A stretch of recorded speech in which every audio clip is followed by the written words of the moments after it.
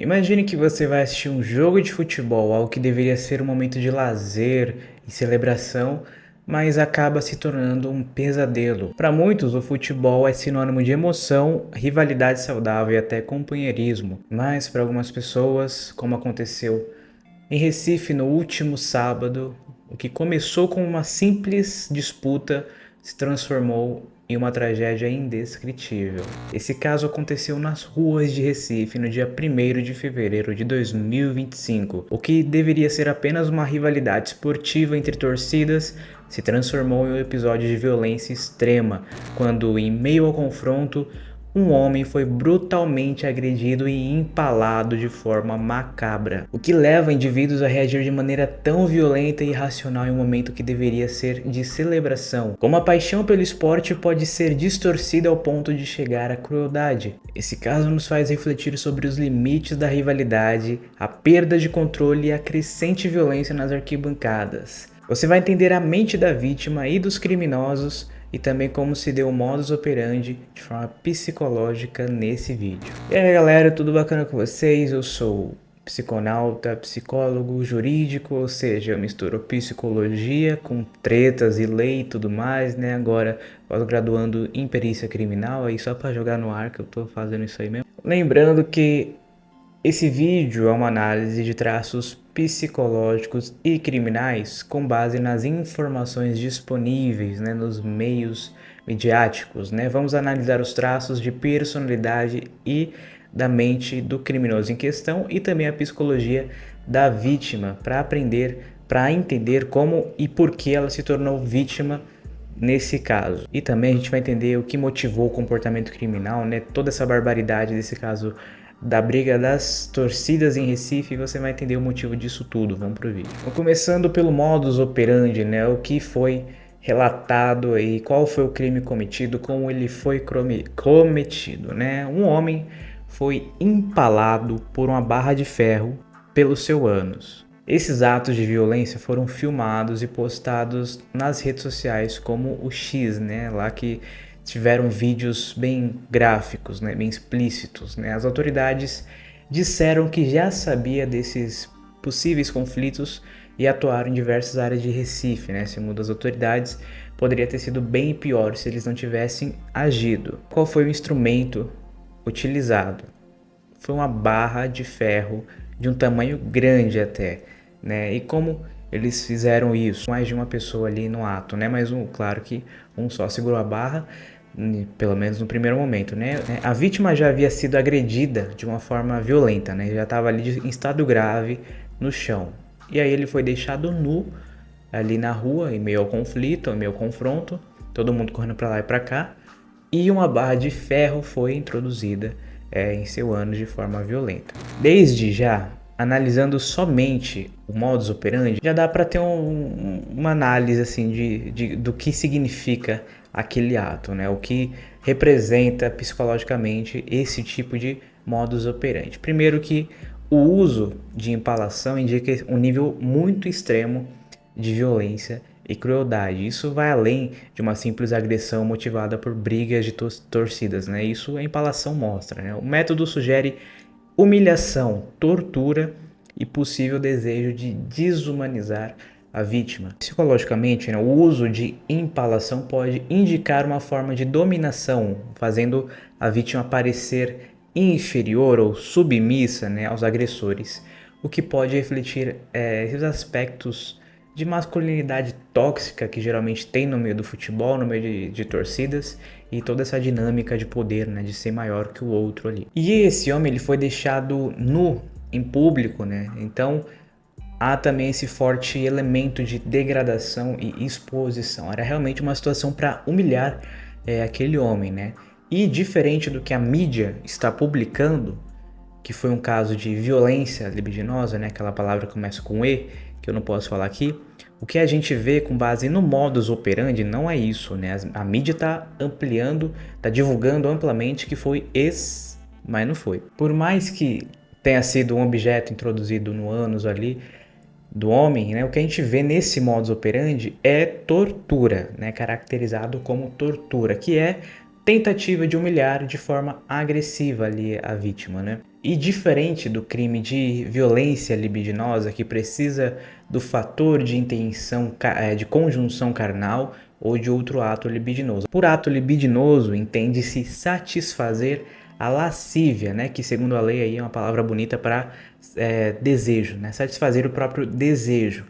Né? Isso seria aí um ato de violência libidinosa no caso do ex, né? Mas que a gente não viu isso nesse caso. Nesse caso, ninguém possui a intenção de conjunção carnal ali com aquele homem, de satisfação dos próprios desejos carnais com aquela vítima. Né? No caso em questão, ninguém possuía vontade de fazer coito com aquele homem ali de uma forma libidinosa. A intenção desse caso era puramente humilhação e agressão. Por isso a barra introduzida no ânus, né, para remeter a essa emasculação da vítima, né, porque tornar menos homem na sociedade machista que temos e no meio do futebol, da torcida organizada, né, é motivo de humilhação e vergonha. Então você não vê as pessoas ali querendo praticar o coito de forma libidinosa. Você vê ali as pessoas querendo humilhar aquela vítima, deixando nua, dilacerando o ânus com a barra de ferro. Não tem nada de libidinoso nisso, é puramente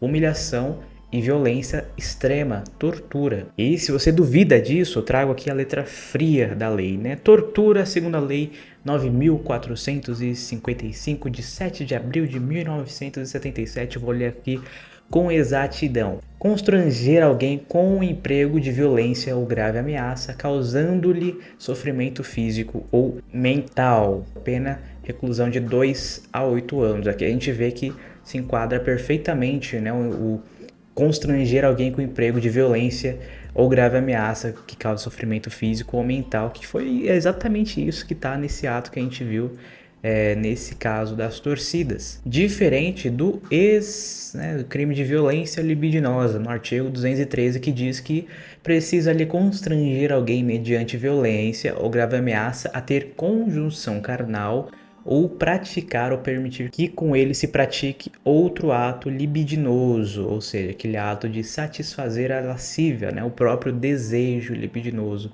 que a pena é reclusão de 6 a 10 anos, né? Tem então essa diferença. E a partir das evidências você vai atrás de um suspeito ou dos suspeitos. A evidência que tem são as filmagens desse ato acontecendo aí que tem nas redes sociais, porém os envolvidos estavam usando máscara, então é de difícil identificação. Agora, quem que era esse homem que foi vítima desse crime? O que ele fez até o momento ali de ser vítima, né? Informações segundo aqui a revista Oeste. Filho de Viviane, marido de Camila, João Vitor Soares da Silva se apresenta como empreendedor.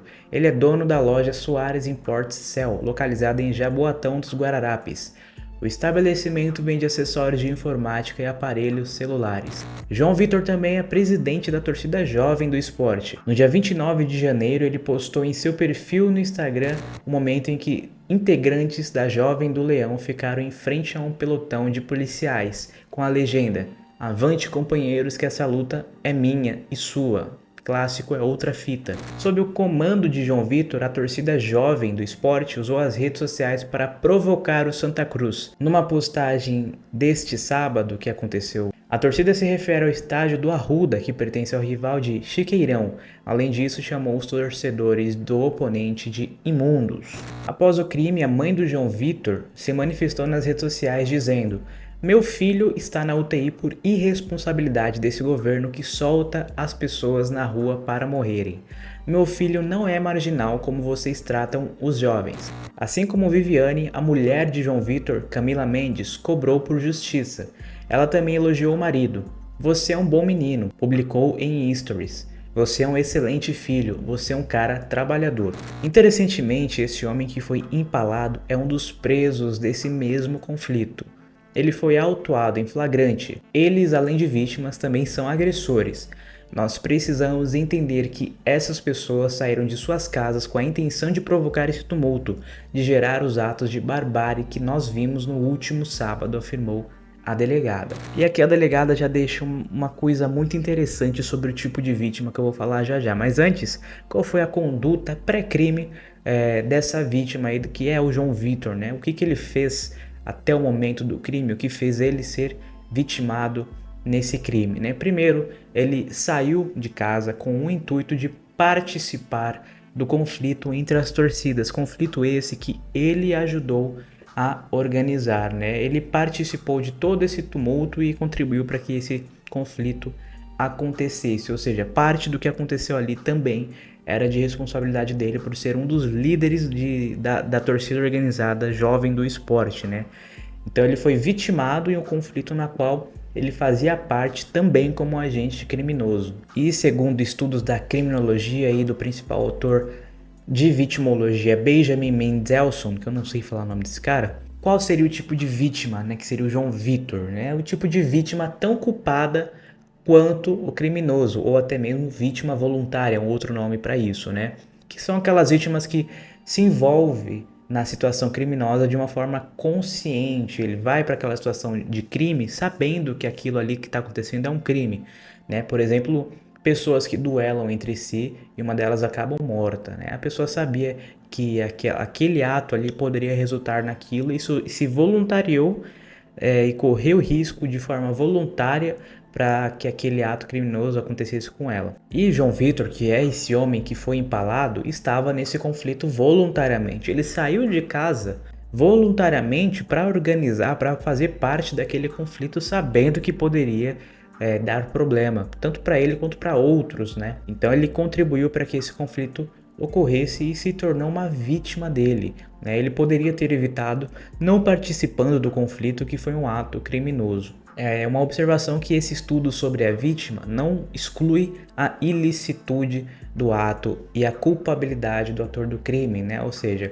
o fato da pessoa, de você estudar sobre a vítima ali, não vai excluir que aquilo foi um crime ou excluir que fulano não teve culpa, né, como nesse caso, né? Não é porque ele contribuiu com um ato criminoso que o outro cara que fez o empalamento não cometeu um crime, né? Isso acontece em caso de legítima defesa, e que aí não tem crime, porque se é legítima defesa, o crime se exclui. E a gente entra no perfil criminal, porém a gente não tem uma figura específica de análise, mas a gente tem a figura do torcedor organizado ali de forma geral, né? Que tem sido cada vez mais comum no Brasil esses atos, e isso não é exclusivo do Nordeste, muito menos do Brasil, né? Inclusive, recentemente também teve o confronto entre a torcida do Palmeiras contra a do Cruzeiro, né? Onde também houve essa conduta de tortura e acho que até teve óbito nessa situação também. E em diversos países, como a Inglaterra, né, temos os hooligans, que também são torcidas organizadas, mas que eles vão um pouco além, eles se envolvem também em atos políticos,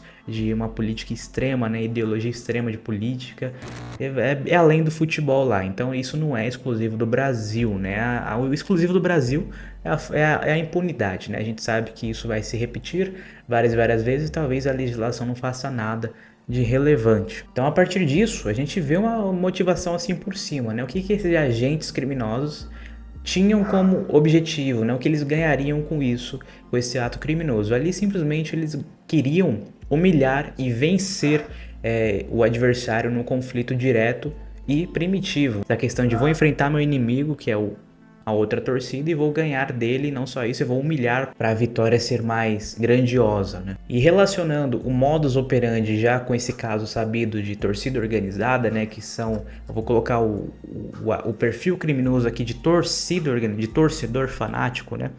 O que é revelado psicologicamente sobre essas pessoas, né? A gente vê uma crueldade, violência e briga entre egos, né? No caso do empalamento, a pessoa que fez aquilo queria se sentir superior à vítima, né? Humilhando a vítima. Você vence aquela pessoa, você humilha aquela pessoa e você se sente superior por conta disso. Semelhante àquelas lutas romanas antigas, né? Acho que romanas, né? Na antiga Roma, no Coliseu, onde os gladiadores se enfrentavam e aí, né, o outro vencia o outro, pegava a cabeça assim, mostrava lá para a multidão, né? Não só vencia a luta, você também se vangloriava daquilo, você humilhava o perdedor.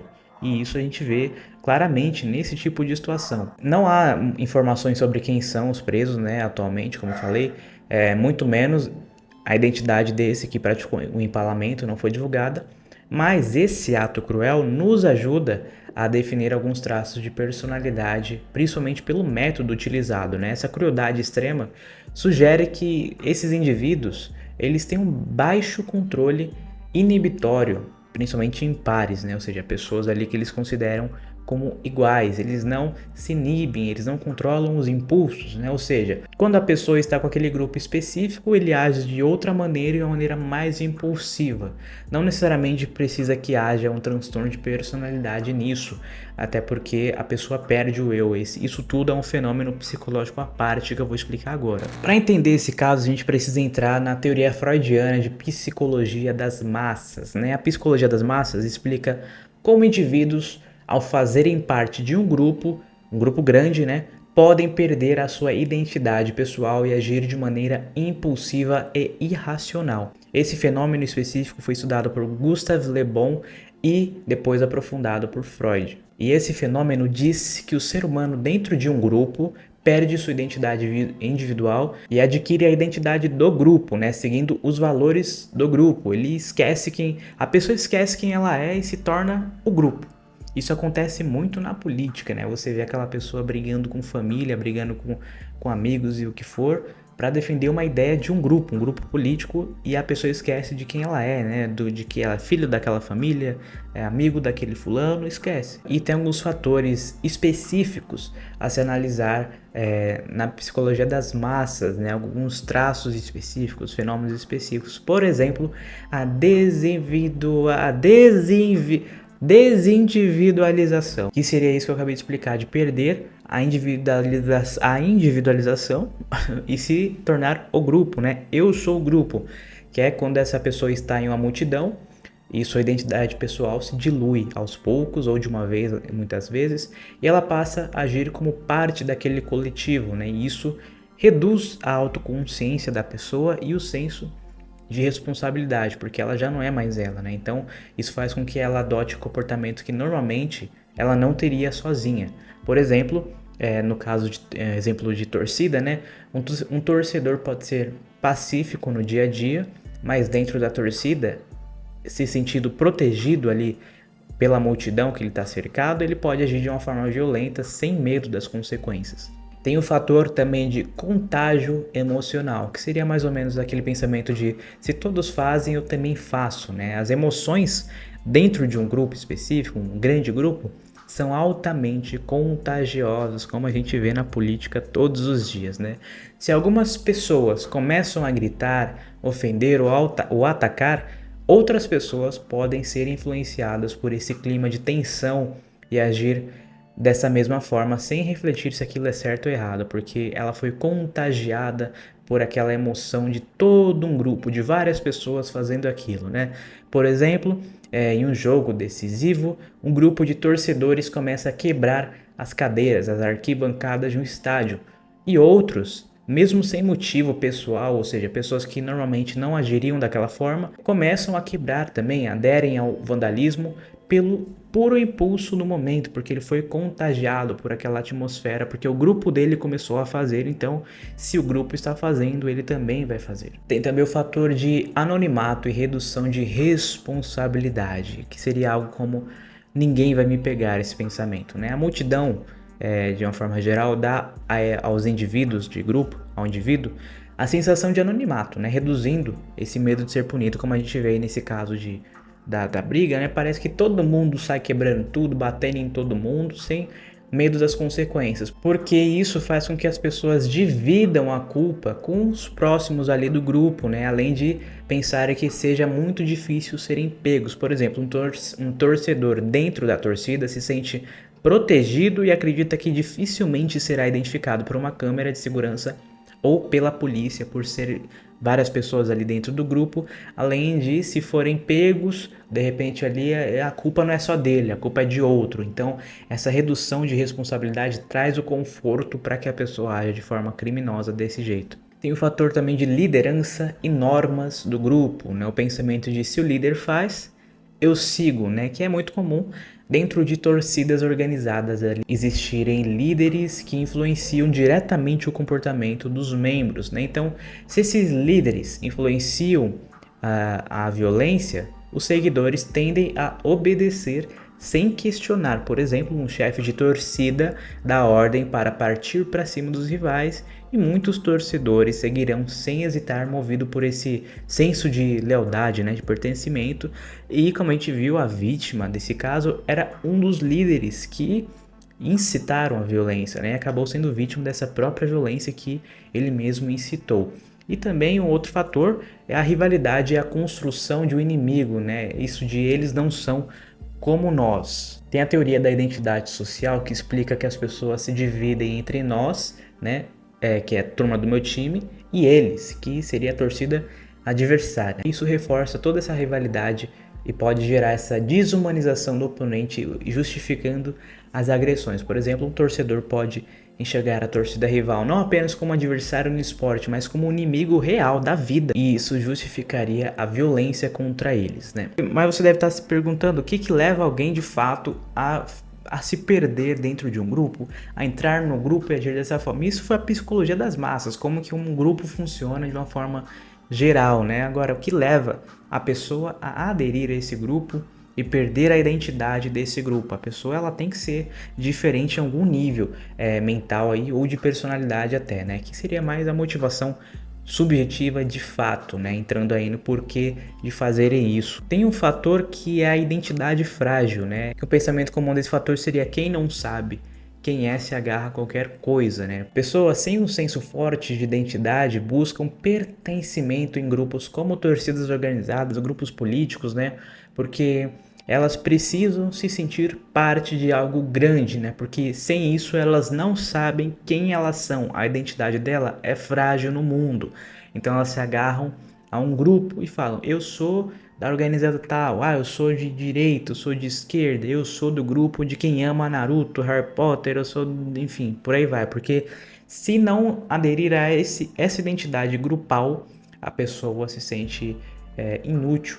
Por exemplo, alguém que não se destaca na vida pessoal ou profissional pode encontrar na torcida organizada um lugar onde ele se sente valorizado e por isso acaba entrando nessa psicologia das massas. Tem também o fator de impulsividade, que é aquilo de primeiro bate, depois pensa, né?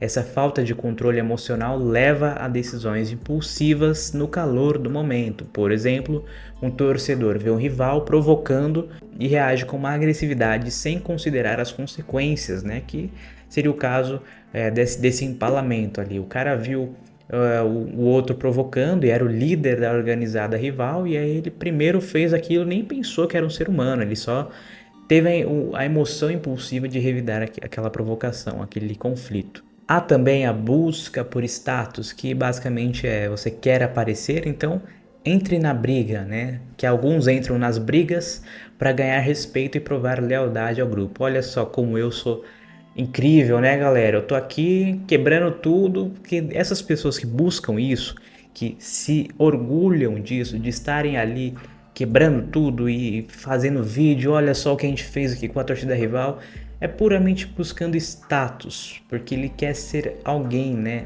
Porque ele quer respeito, ele quer mostrar que ele tem algum valor na vida, né? Por exemplo, um novato na torcida sente que precisa demonstrar coragem para ser aceito e reconhecido e vai lá e faz um ato desse que a gente viu aí como ato criminoso, porque ele quer ser reconhecido como um membro ali, ele quer de fato fazer parte de algo, ele quer ser reconhecido como parte daquele grupo que ele tentou entrar. E de forma geral tem a normalização da violência, né? Aquela pessoa que cresceu vendo briga e acha que é normal, né? Porque quem foi criado em ambientes violentos tende a aceitar o uso de força como algo natural, sem questionar, né? Por exemplo, alguém que sempre viu brigas em casa ou no bairro pode não enxergar problemas em resolver conflitos na base da agressão, porque sempre foi isso a vida dela, então por que seria diferente depois? Isso também é um fator. Então, concluindo tudo isso aqui da motivação, né? Tantos fatores da psicologia das massas quanto fatores individuais contribuem para esse tipo de crime que vimos nesse caso. E nas torcidas organizadas ou em outros grupos, como grupos políticos, vemos a aplicação prática dessa teoria das massas, na qual as pessoas perdem as identidades, atacam outras, vão ali só pelos valores do grupo que estão inseridos e esquecem de quem são realmente, né? A pessoa parece que vira um robozinho aí, né? Os chamados idiotas úteis. E ali não importa quem você é, né? Quando outras pessoas estão com você em grupo. Você vai reparar no seu dia a dia que várias pessoas, quando estão em grupo, um grupo de amigos, você vê aquele grupo de adolescente no trem, brincando, fazendo baderna, você pode ver, se cada um daqueles adolescentes estivesse sozinhos, eles não iam fazer aquela baderna. Isso já reparei quando eu comecei a estudar isso. Só que o fato de estar em grupo ali, parece que eles não se importam com incomodar os outros ou com a vergonha que passariam se estivesse sozinho ali, porque ali é um grupo, né? A responsabilidade de cada um. E aí eles cometem esse tipo de ato a partir do grupo, né? Isso tudo é muito comum em quem não tem sentimento de pertencimento real como indivíduo na sociedade e busca por um grupo para se sentir útil e reconhecido como ser humano em vida, né? Porque a existência da pessoa pode estar muito prejudicada em termos de sentido de vida. Enfim, em nota, a Secretaria de Defesa Social de Pernambuco informou que neste jogo a Polícia Militar empregou 680 policiais militares e, de acordo com as autoridades locais, 650 pessoas chegaram a ser conduzidas ao batalhão de polícia de choque suspeitas de participação na briga e, no total, até o momento, 32 foram detidos, um deles preso ano passado pelo ataque ao ônibus do Fortaleza, né, um caso de 2024. E desses 32, 13 estão internados no Hospital da Restauração e entre eles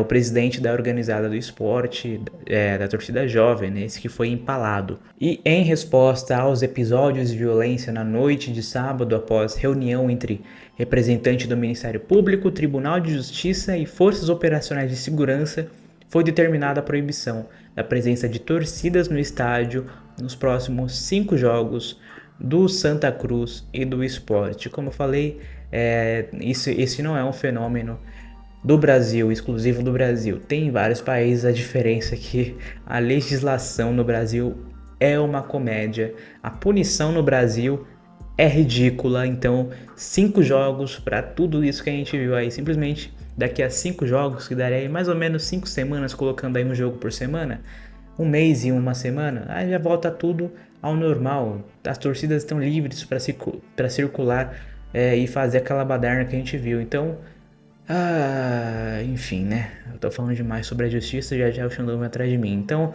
aqui a gente explora o lado sombrio da mente humana e até o próximo vídeo.